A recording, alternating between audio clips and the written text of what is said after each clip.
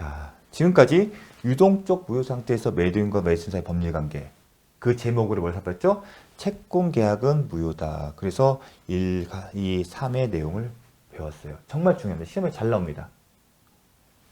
그 다음에 나항으로서 협력 의무.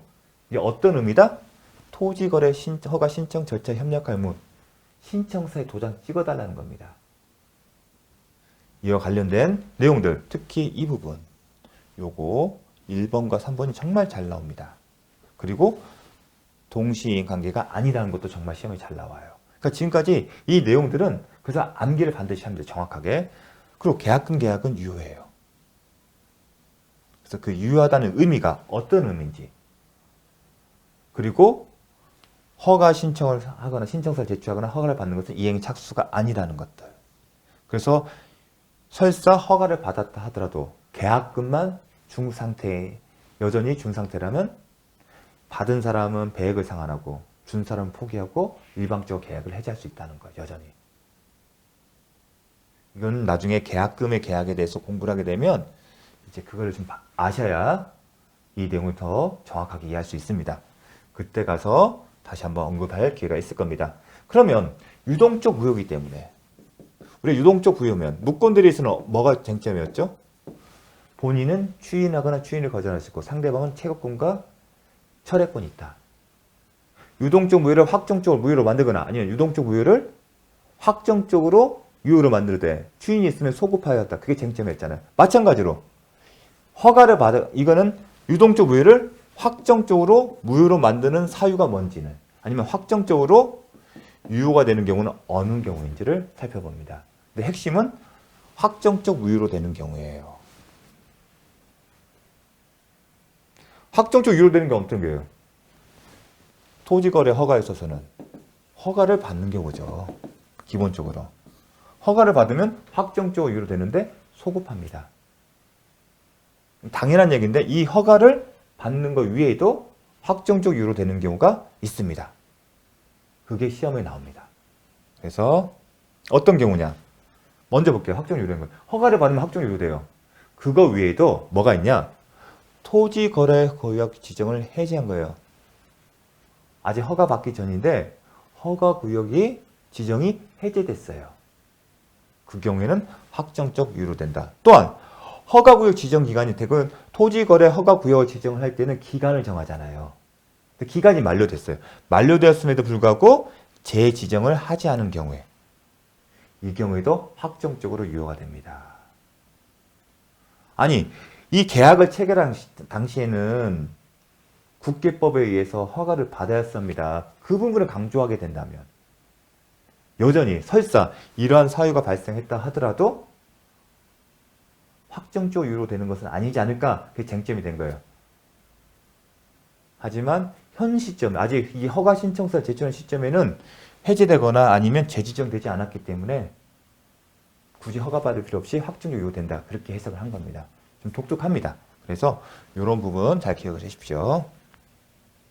한편 확정적 유효되는 것은 이런 사유로 확정적 유효된 것은 전제는 뭐다? 유동적 무효 상태를 전제로 하는 거예요. 따라서 어떠한 사유로 이미 확정적으로 무효가 되었다면 설사 해제되거나 아니면 재지정이 되지 않다 하더라도 확정적 무효인 계약이 다시 유효로 되는 것은 아니다. 그 얘기인 겁니다. 요 사유로 유효가 되는 것은 어떤 전제? 유동적 무효를 전제로 한 겁니다. 따라서 어떤 사유로 확정적 무효가 됐다면 해제되거나 재지정을 하지 않았다 하더라도 무효였던 확정적 무효였던 계약이 유효로 되는 것은 아니다. 이것도 함께 기억을 해 주십시오. 자, 무효 사유 배웠죠? 처음부터 허가 배제하거나 잠탈하게 됐으면 유동적 무효가 아니라 확정적 무효다.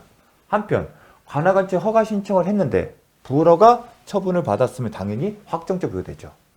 그런데 기억할 게 뭐냐면 그 이 불허가 처분은 적법한 허가 신청이 있었음을 전제로 해요.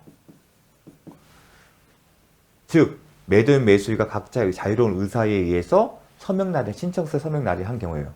만약에 신청서를 내는데 매수인이 매도인의 서명 날을 위조한 경우도 있을 수도 있잖아요. 아니면 매도인이 누군가가 허가를 받지 않게 작성하는 거예요. 일방이. 그렇게 좀 부적법하게 하는 경우도 있습니다. 그럴 경우에 그러한 부적법한 허가 신청을 대해서 불허가 처분이 있을 경우에도 확정적으로 무효가 되냐? 그건 아니라는 겁니다. 그래서 적법한 허가 신청을 전제로 한다. 따라서 당사자 일방이 임의로 거래 허가를 신청을 해서 불허가 처분을 받은 거예요. 이 얘기는 적법한 거래 허가 신청이 없는 경우에 그 경우에 불허가 처분을 받은 경우에도 확정 무효가 된다? 그건 아니다. 왜냐하면 적법한 절차에 따른 허가 신청이 절차에 따른 허가 신청을 했는데 불허가 된 경우에만 확정적으로 무효된다. 제가 허가 꼬였는데 자, 적법한 절차에 따른 거래 허가 신청을 했는데 불허가 됐다. 그 경우에만 무효로 되는 거지. 만약에 일방이 임의로 거래하고 신청, 이게 무슨 일이다? 적법하지 않다는 겁니다. 신청이. 이러한 적법하지 않은 신청에 따른 불허가 처분은 확정적 무효가 아니다. 잘 기억을 해주십시오. 당사자 쌍방이 허가 신청 협력 의무의 이행 거절 의사를 명백히 표시해요. 매도인 매수인 모두가 나 이 협력 의무 허가 신청 안 할 거야, 신청서에 도장 안 찍을 거야를 양방 모두가 명확하게 의사를 밝힌 경우에, 그럼 양자 모두가 이걸 안 할 의사를 최종적으로 명확하게 표시했기 때문에 그 경우에는 확정적으로 무효됩니다. 그래서 명백히 표시한 경우입니다. 그 얘기는 각자가 나 서명 신청서에 도장 안 찍을 거야를 명확하게 표시한 경우입니다.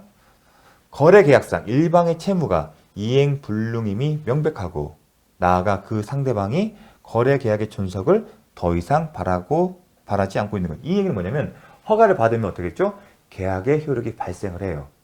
그런데 매도인이 부동산을 넘겨주려 했는데 그 건물이 화재로 소멸했어요. 그러니까 허가를 받았다 하더라도 매도인은 부동산을 넘겨줄 수 있어요? 건물이 화재 나서 없어지면 어떻게 넘겨줍니까? 그런 경우입니다. 거래 계약상 일방의 채무가 이행 불능임이 명백하고 불나서 없어졌다. 나아가 상대방 입장에서는 그 계약을 계속 불나서 없어지니까 그 계약 없던 걸래. 그런 의사를 밝히는 경우입니다. 바라지 않고 있는 경우. 그러니까 계약의 존속을 더 이상 바라지 않는 것은 계약이 없던 걸로 한다. 그런 겁니다. 이런 경우에는 무효사로 본다. 중요한 것은 요거, 그 다음에 요겁니다.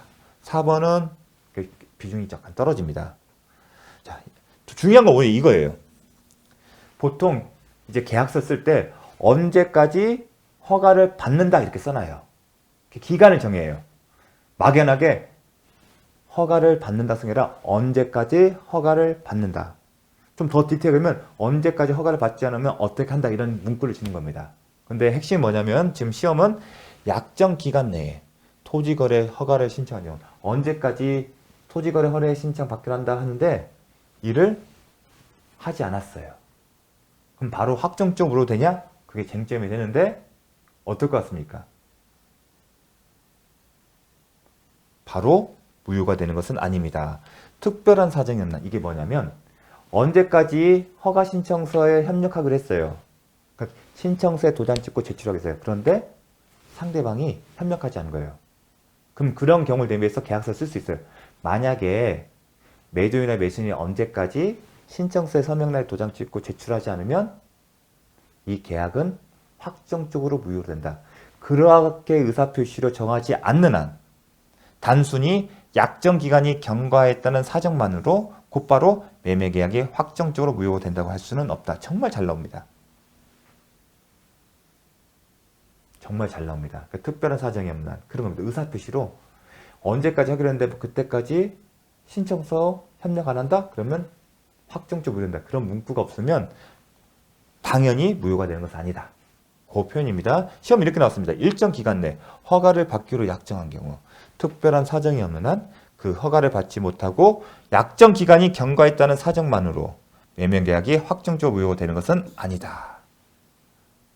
정말 잘 나옵니다. 한편 유동적 무효가 확정적 무효가 되면 어떤 효과가 있다? 이미 지급한 계약금이 있었고 그리고 이 유동적 무효 상태의 계약이 확정적으로 무효되면 부당이득 반환 청구를 할 수 있다. 이미 봤습니다. 한편 확정적으로 무효가 된 경우 그 계약이 무효로 되는데 책임 있는 사유가 있는 자도 무효를 주장할 수 있다. 누구든지 누구에서 확정적 무효일 때는 이것도 시험에 간혹 나옵니다. 이걸 암기하지 않으면 헷갈려요. 이런 내용들은.